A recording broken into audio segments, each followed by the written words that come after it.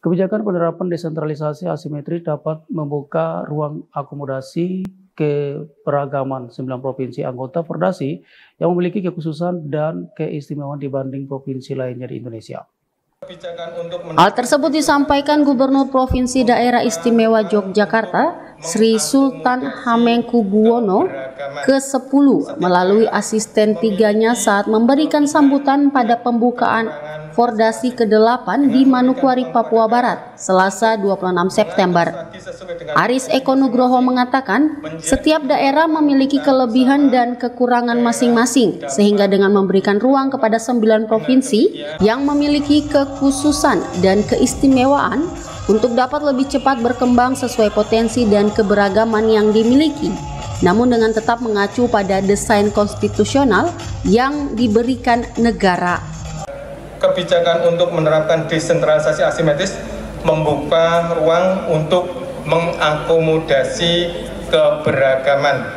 Setiap daerah memiliki kelebihan dan kekurangan masing-masing.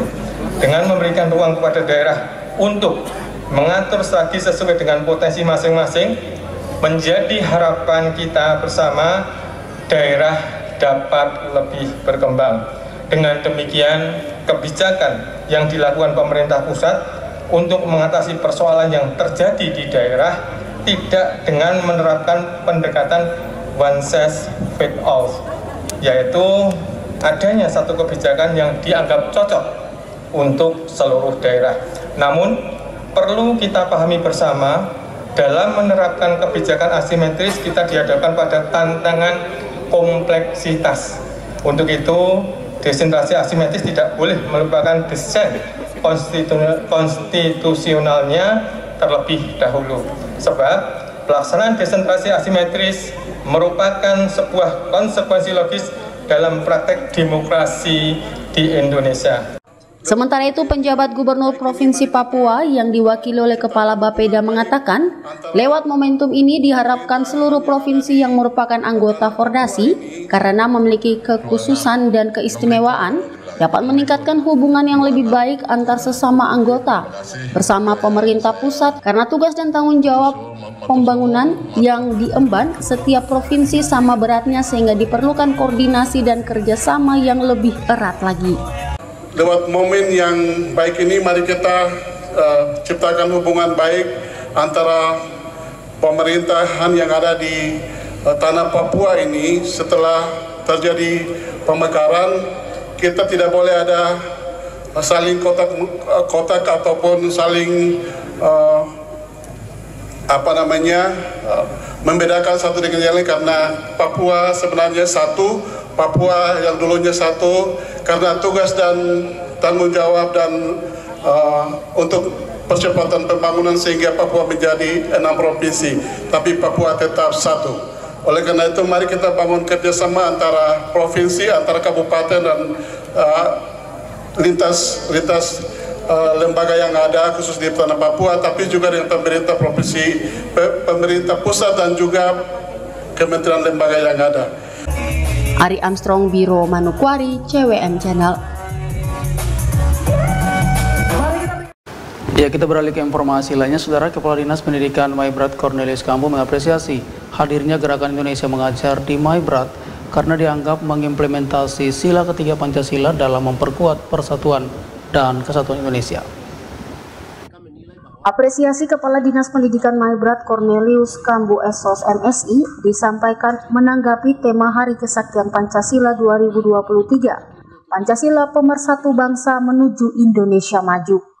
Tema Hari Pancasila 2023 yang baginya tidak sekedar ajakan mengenang kembali sejarah mempertahankan ideologi dan menghormati jasa pahlawan revolusi yang gugur dalam peristiwa G30 SPKI, tetapi mengimplementasi nilai pemersatu kepada siswa karena Gerakan Indonesia Mengajar menghadirkan guru dari latar belakang agama dan suku berbeda sebagai bentuk pengejawantahan pemersatu Indonesia. Mereka menilai bahwa anak-anak di Maibrat itu, menurut laporan dari Indonesia Mengajar, bahwa mereka itu punya kemauan belajar itu tinggi, kemampuan knowledge berpikirnya itu tinggi. Tapi bagaimana guru-guru yang ada ini harus ditingkatkan edukasinya. Nah, Nah, itu hasil penelitian mereka atau laporan mereka kepada evaluasi ketika mereka ada. Ya, ini juga membuat kami rasa terpanggil untuk melakukan suatu rekomendasi mereka ini kita bawa kepada hal lain. Katakan guru kita yang masih dari tadinya D2 atau D3 belum mendapat S1 karena nomenklatur pendidikan selalu berubah-ubah. Nah, dari kurikulum Indonesia ke kurikulum K13 berubah ke kurikulum Merdeka Belajar. Sementara kita buka MOU dengan Muda Sorong untuk mereka yang D2 dan D3 kita lakukan mereka sekolah di situ. Itu hasil daripada mereka bahwa Pak Bupati atau Dinas Pendidikan ini akar masalahnya sih. Nah, anak-anak kita itu bisa mampu, tapi kalau boleh peningkatan kapasitas, penguatan kapasitas daripada para tenaga pendidik yang ada, sehingga jangan mereka terpacu pada pola lama, tapi harus penyesuaian dengan iklim-iklim atau situasi yang baru. Jadi kalau kita mau melihat bahwa untuk menyongsong pada tanggal 1 Oktober Hari Kesaktian Pancasila, dari sisi penguatan nilai-nilai Pancasila untuk kita tetap kokoh dan mengamalkan Pancasila itu, apa yang mereka lakukan inilah yang kita akan menarik itu sebagai inspirasi untuk sebagai anak bangsa di tanah Papua. Kita akan tetap mempertahankan nilai-nilai Pancasila di negara kesatuan Republik Indonesia. Semoga gerakan Indonesia Mengajar di Maibrat tidak hanya memeratakan mutu pendidikan, tetapi membentuk pola pikir siswa tentang pentingnya persatuan dan kesatuan menghadapi tantangan globalisasi di Maibrat. Tim Liputan CWM Channel.